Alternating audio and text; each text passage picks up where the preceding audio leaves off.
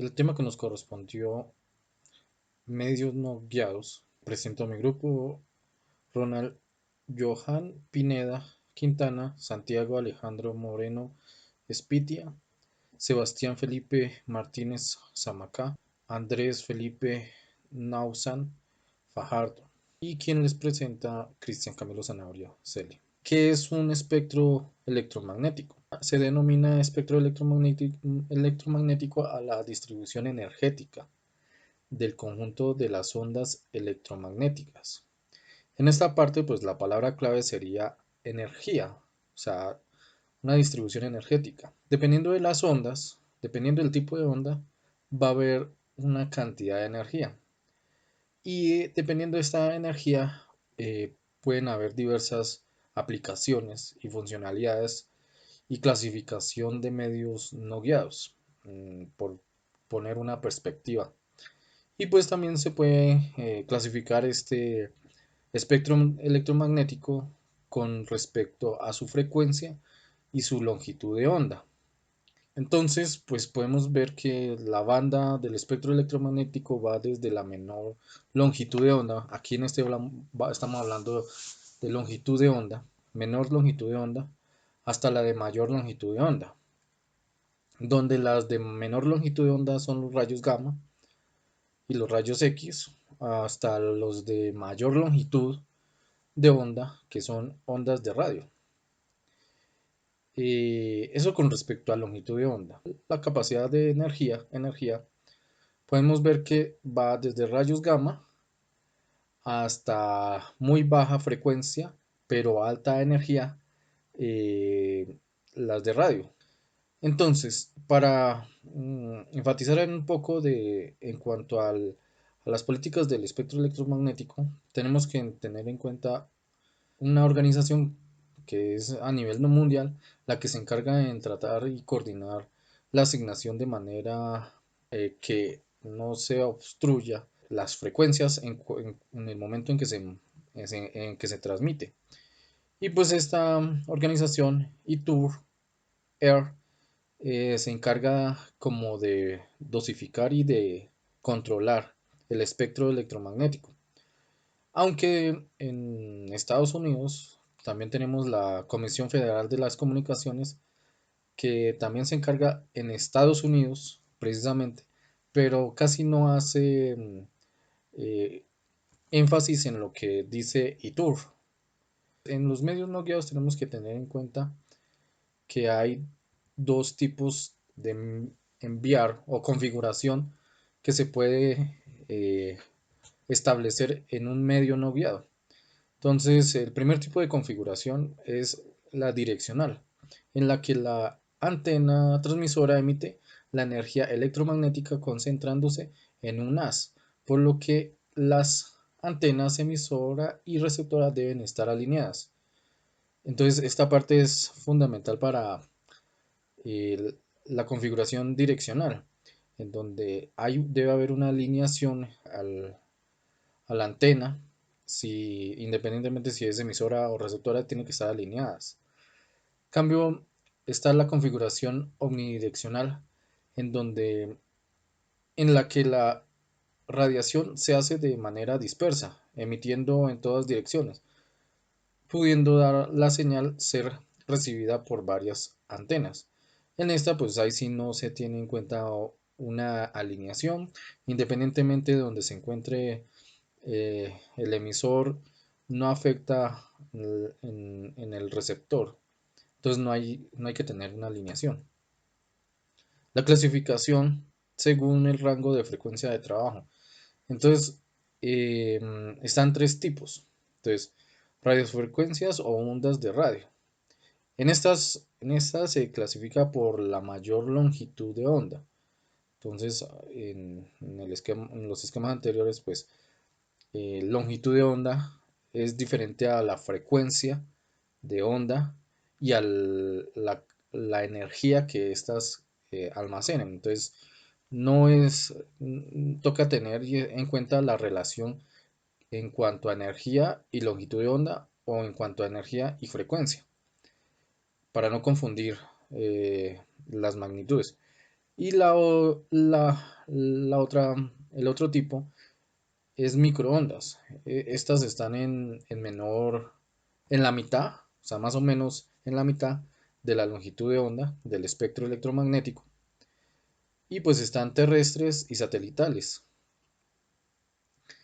Y los haz de luz como infrarrojo y láser están en la mitad también de la longitud de onda del espectro electromagnético. Esto viéndolo desde el punto de longitud de onda. Buenas para todos. Propagación de las ondas de radio. La señal de radio pues se propaga a distancias mayores si el nivel donde se refleja esta pues es a mayor altura.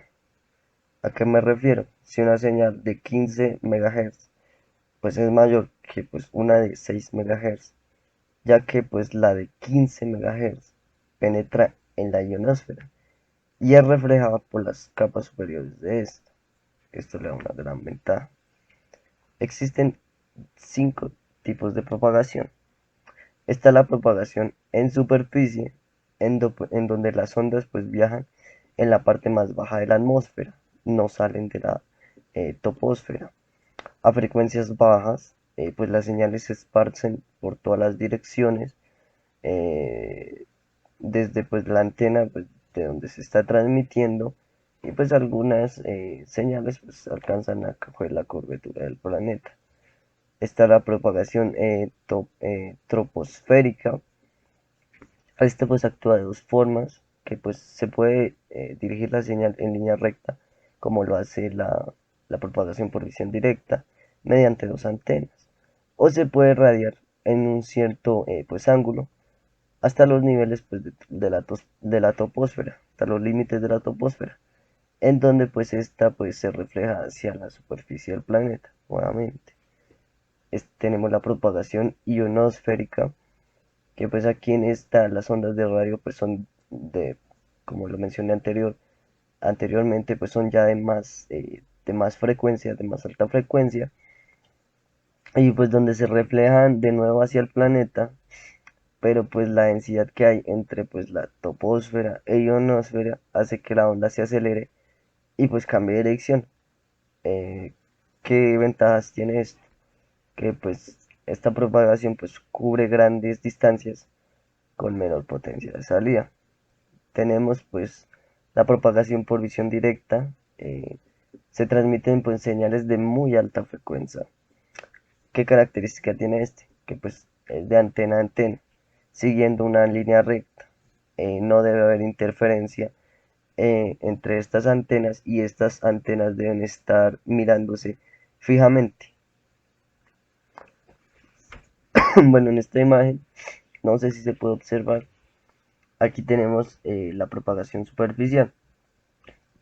Como podemos observar acá, está la Tierra. Esta parte blanca es la troposfera y esta parte grisecita y es la ionosfera.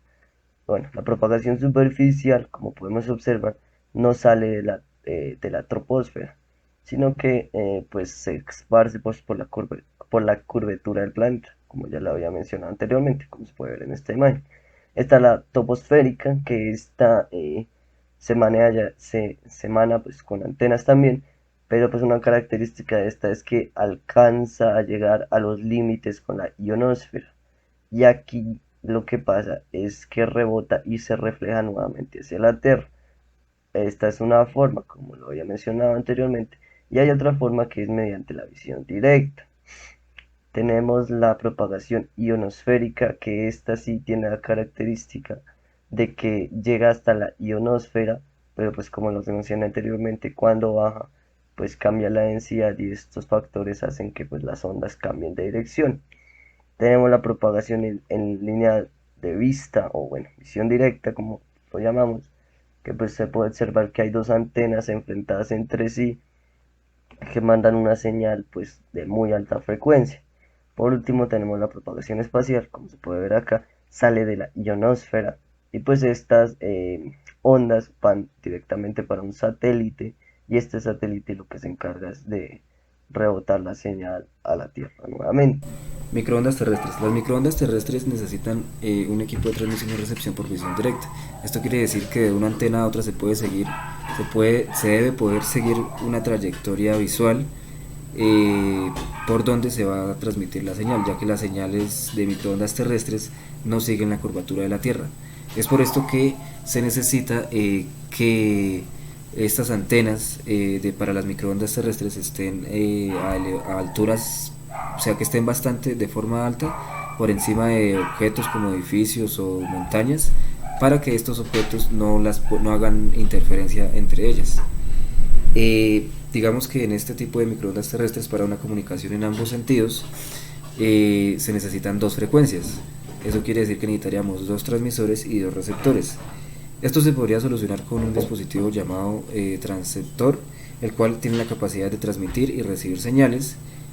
Y en este caso ya no necesitaríamos, o sea, dos por cada dos, sino uno solo. Simplemente, ya en vez de un transmisor y un receptor, tendríamos un transceptor. Los sistemas de microondas terrestres actualmente se utilizan para la telefonía de voz, para la transmisión de televisión, para la transmisión de voz, que ahí entraría el tema de telefonía, también para los sistemas celulares, como las llamadas telefónicas y demás, y entre otras aplicaciones.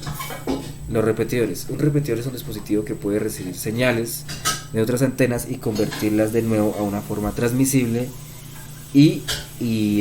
digámoslo así, puede radiar la frecuencia con la que viene la señal.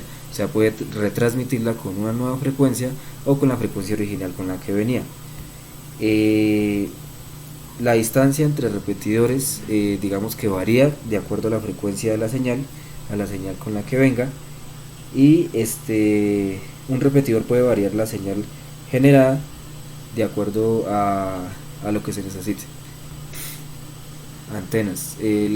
Existen dos tipos de antenas. Una de ellas es la antena parabólica, la cual puede capturar un amplio rango de ondas, y este tipo de antena se basa en la geometría de una parábola. Es decir, que viene, por ejemplo, por acá, viene una onda o en una determinada dirección y se refleja de forma paralela a la línea de simetría.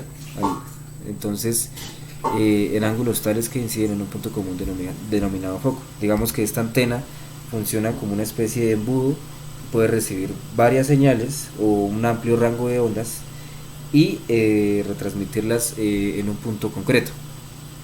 De esta forma, digamos que es más eficiente la difusión de ondas, la transmisión de ondas, porque digamos que se recuperaría más señal de la que sería posible con un receptor de punto único, que simplemente sería recibir en un punto y devolverlo. En cambio, aquí puede recibir por acá y la retransmite en este punto llamado foco.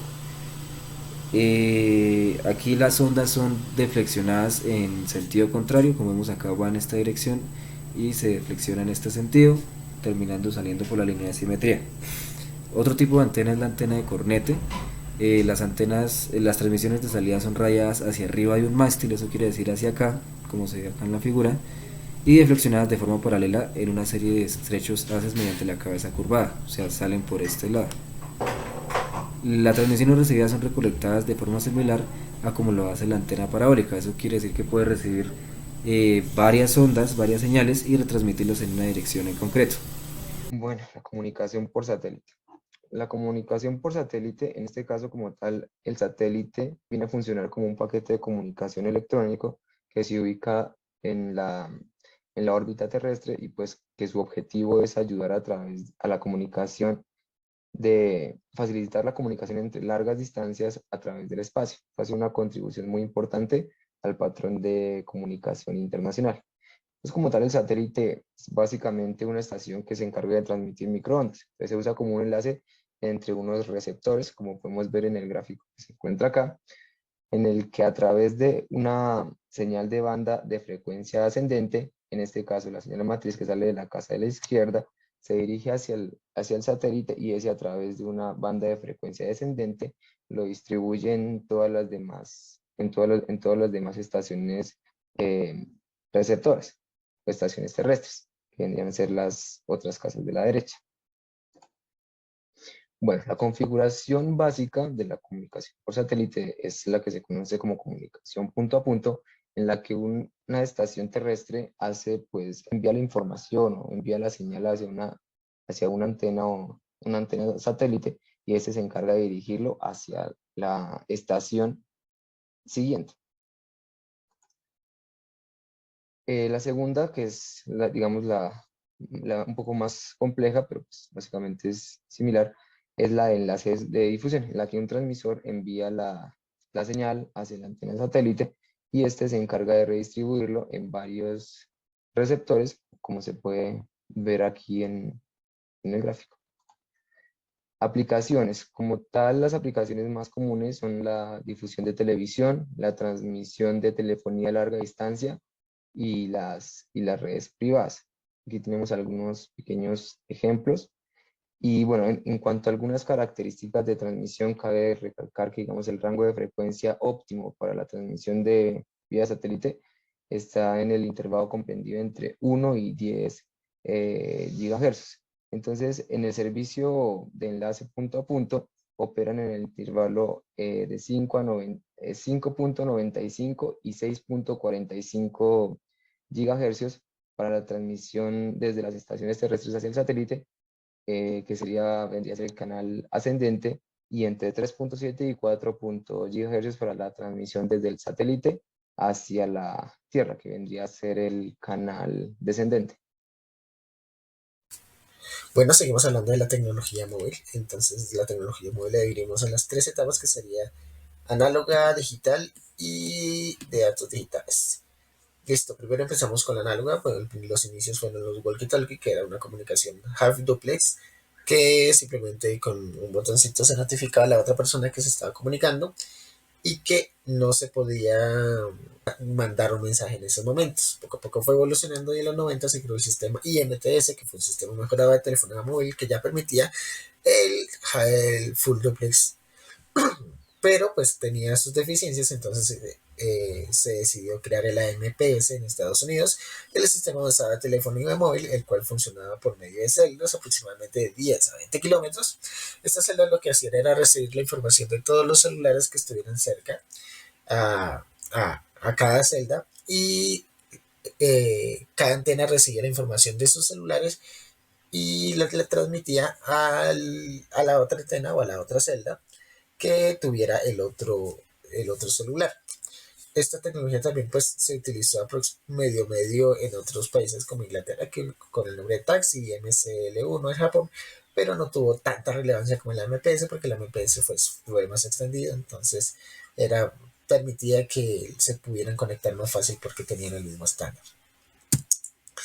Cuando llegó la tecnología digital, pues se mejoró el sistema de AMPS y se diseñó para coexistir con el sistema AMPS. Lo primero y lo más importante fue que se describió en la norma IS 54 y después en la IS 136.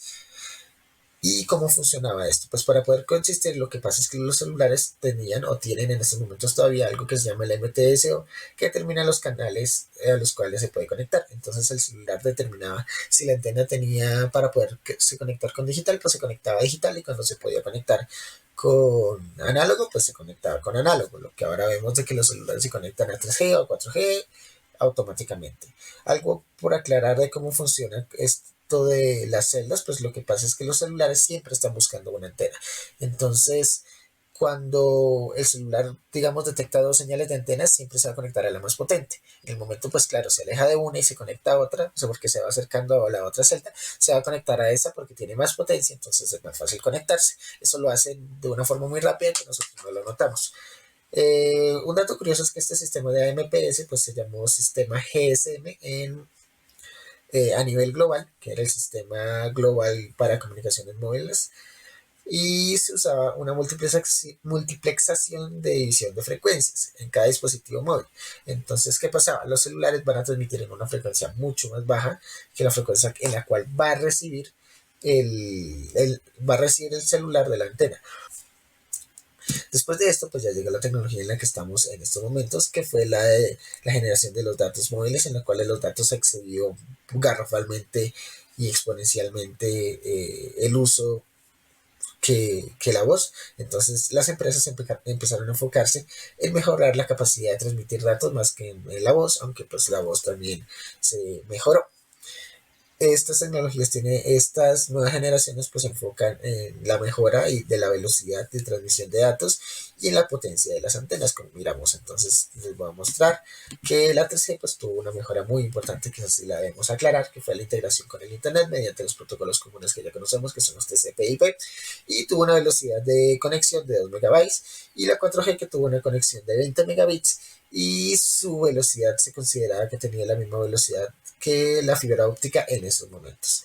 La 5G pues tiene la misma arquitectura que estamos diciendo, en la cual se mejora la potencia de las antenas y permite más conexiones a personas.